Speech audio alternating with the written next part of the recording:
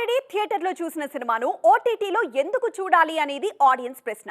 అలాంటప్పుడు ఒక్కో సినిమాను వందల కోట్లు పెట్టి ఎందుకు కొనాలి అనేది ఓటీటీ ఓనర్స్ ప్రశ్న. దీనికిప్పుడు దర్శక నిర్మాతలు ఒక కొత్త ఫార్ములా కనుక్కుంటున్నారు. ఓటీటీ మార్కెట్ పెంచుకోవడానికి మేకర్స్ ఫాలో అవుతున్న ఆ ఫార్ములా ఏంటో ఎక్స్క్లూజివ్ స్టోరీలో చూద్దాం. ఒకప్పుడు సినిమాలకు కలెక్షన్స్ పెంచుకోవడానికి విడుదలైన 2-3 వారాల తర్వాత కొత్త సాంగ్ యాడ్ చేయడమో లేదంటే సీన్స్ కలపడమో చేసేవాళ్లు దర్శక నిర్మాతలు. ఇప్పుడు ఓటీటీ మార్కెట్ కోసం కూడా ఇలాంటి జిమ్మిక్కులే చేస్తున్నారు మేకర్స్. ఓటీటీ కోసం సెపరేట్ ఎడిటెడ్ వర్షన్స్ సిద్ధం చేస్తున్నారు. ఓటీటీని తక్కువగా అంచనా వేయడానికి లేదిప్పుడు. వందల కోట్ల వ్యాపారం అది. నిర్మాతలకు అదనపు ఆదాయం కూడాను. మరి అన్ని కోట్లు ఇస్తున్నప్పుడు సేమ్ సినిమా ఎందుకివ్వాలి?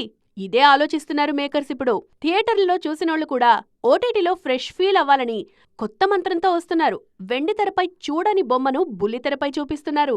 స్టార్ హీరోల సినిమాలకు 100 నుంచి 250 కోట్ల మధ్యలో ఓటీటీ రైట్స్ పలుకుతున్నాయి. అందుకే థియేటర్లలో చూసిన సినిమా కాకుండా ఓటీటీ కోసం కొత్త వెర్షన్ ఇస్తున్నారు. ఆ మధ్య జవాన్, లియో విషయంలో ఇదే చేశారు మేకర్స్. వాటి వల్ల వ్యూయర్షిప్ పెరిగింది. తాజాగా పుష్ప 2 సినిమాకు ఇలాంటి ఎక్స్టెండెడ్ ఓటీటీ వర్షన్ ఇస్తున్నారు సుకుమార్. మొన్నే రీలోడెడ్ అంటూ 20 నిమిషాలు కలిపారు సుకుమార్. ఇప్పుడు ఓటీటీ కోసం మరో 11 నిమిషాలు కలుపుతున్నారు. యానిమల్, అర్జున్ రెడ్డి సినిమాలకు ఇలాగే డైరెక్టర్స్ కట్ ఇచ్చారు సందీప్ రెడ్డి వంగ. ఈ ఫార్ములా సక్సెస్ అయింది కూడా. ఇక హనుమాన్ ఇంటర్నేషనల్ వర్షన్ ఓటీటీ కోసం సిద్ధం చేస్తున్నారు ప్రశాంత్ వర్మ.